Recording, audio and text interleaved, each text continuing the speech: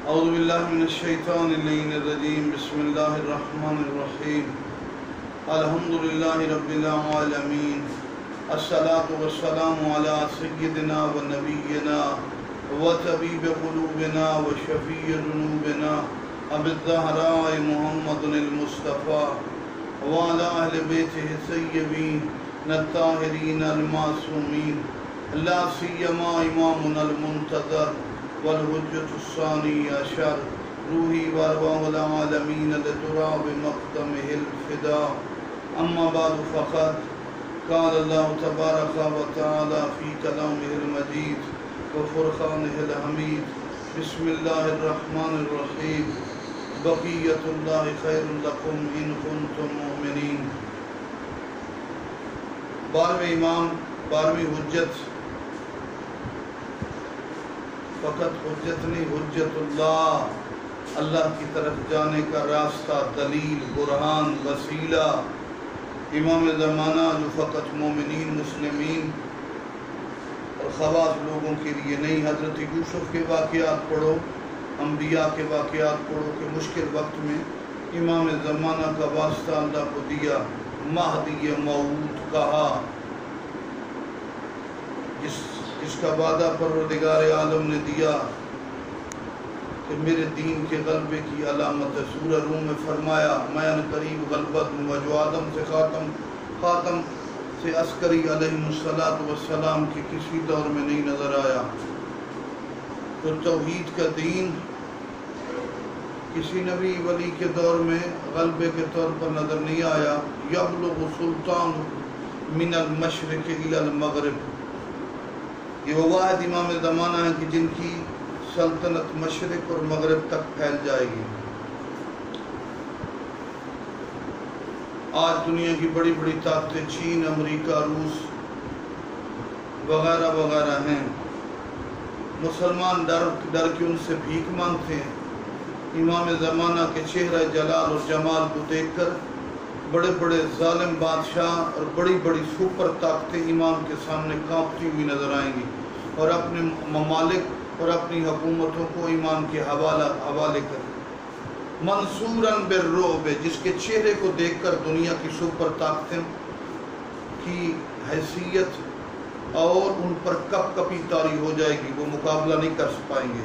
منصوراً بالرعب، جیسے امام حسین علیہ السلام نے مدینہ سے چلتے ہوئے اپنے خطبے میں فرمایا کہ ان کا چہرہ، ان کے چہرے کا جلال ان کی مدد کرے گا۔ یعنی تاریخ میں پہلی ہستی ہیں کہ حکومت جن کے چہرے کے جلال کی وجہ سے دشمن ان سے شکست کھا جائیں، جن کے چہرے کو دیکھنے کی وجہ سے بڑی بڑی طاقتیں جس کے سامنے جھک جائیں۔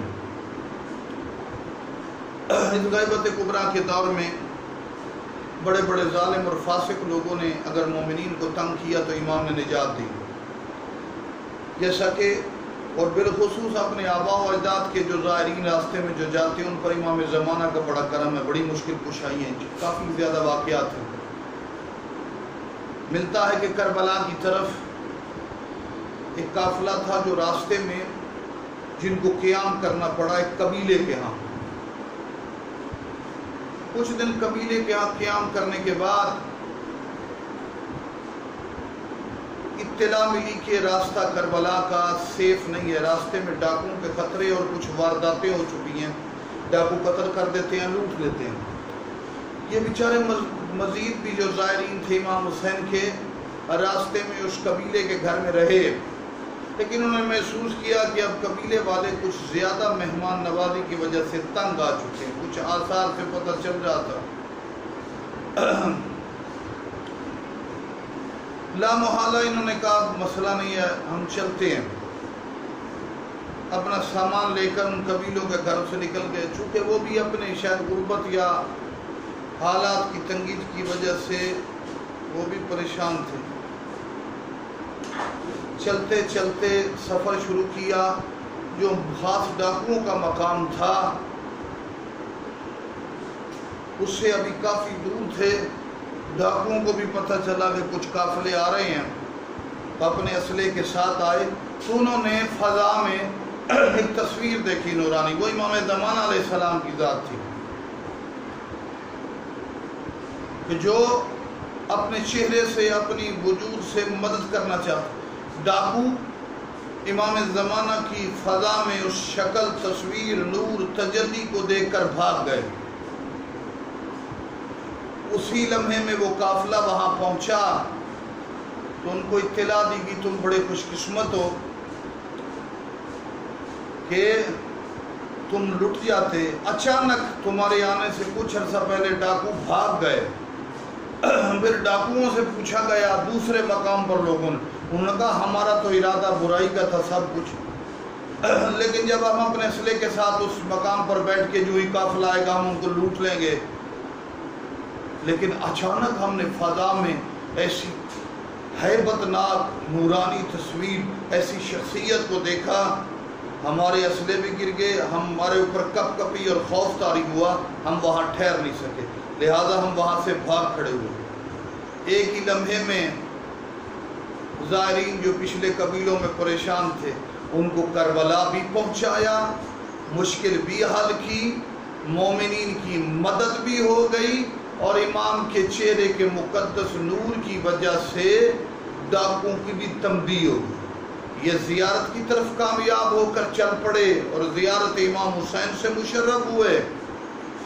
ان کی اگر بدبختی نہیں تو ان کے لیے بھی امام کا وجود اور چہرہ ایک تبلیغ کی کیفیت میں بنا کہ تم برائیوں کی طرف نہ. آج بھی امر بالمعروف اور نہی عن المنکر کرنا امام کے قریب کرتا ہے. امام بھی یہی چاہتے ہیں ہم واجبات ادا کریں، حرام چیزوں سے پرہیز کریں. یہ تبلیغیں مدتوں سے ہو رہی ہیں، کرنی بھی چاہیے، لیکن افسوس کہ ہم نے نماز روزہ واجبات تک محدود کر دیا ہے. امام زمانہ کی معرفت واجب ہے، امام کا انتظار بھی واجب ہے. ان تمام واجبات سے یہ اوجب ضروری اور لازم ہے. من مات ولم یعرف امام زمانہ مات میتۃ الجاہلیہ، جو امام زمانہ کی معرفت کے بغیر مر گیا زمانہ جاہلیت کی موت مر گیا. اجمالی معرفت نہیں. ایک آدمی جنگل اور پہاڑوں میں رہ رہا ہے، اس میں اگر معرفت اور نالج اور معلومات اور واقعات کی کمی ہے شاید عذر ہو سکتا ہے. ہم علی پور جتوئی اطراف کے لوگ جنہوں نے امام زمانہ زیادہ سنا ہوا ہے، اگر وہ معرفت ذکر عشق میں کمی کریں اور امام کے ذکر سے بھاگیں تو ان کے لیے بربادی ہے. لہٰذا شیطان نہیں چاہتا جس مہدی نے مجھے قتل کرنا ہے اس کا ذکر ہو. یہ ناکان اعضاء سے انسان کے اندر تصرف کرتا ہے کہ میرے قاتل مہدی کا تذکرہ نہ ہو. لہذا الرحمن کو خوش کرنا ہے تو امام زمانہ کا ذکر کریں، شیطان کو خوش کرنا ہے تو امام کے ذکر سے بھاگے. شیطان امام مہدی کے تذکرے سے بھگاتا ہے. لہذا مالک میرے مومنین اور مسلمین کو توفیق عطا فرمائے. اللہ کی آخری پاکیزہ حجت امام زمانہ کا ذکر بکثرت کریں. اللہم قل ولی قال حجت ابن الحسن صلوات علیہ وعلی آبائی فی هذه الساعة وفی کل ساعة ولیا وحافظا وقائدا وناصرا ودلیلا وإنا حتی تسکن ورزقتا وتمتع فيها طویلا.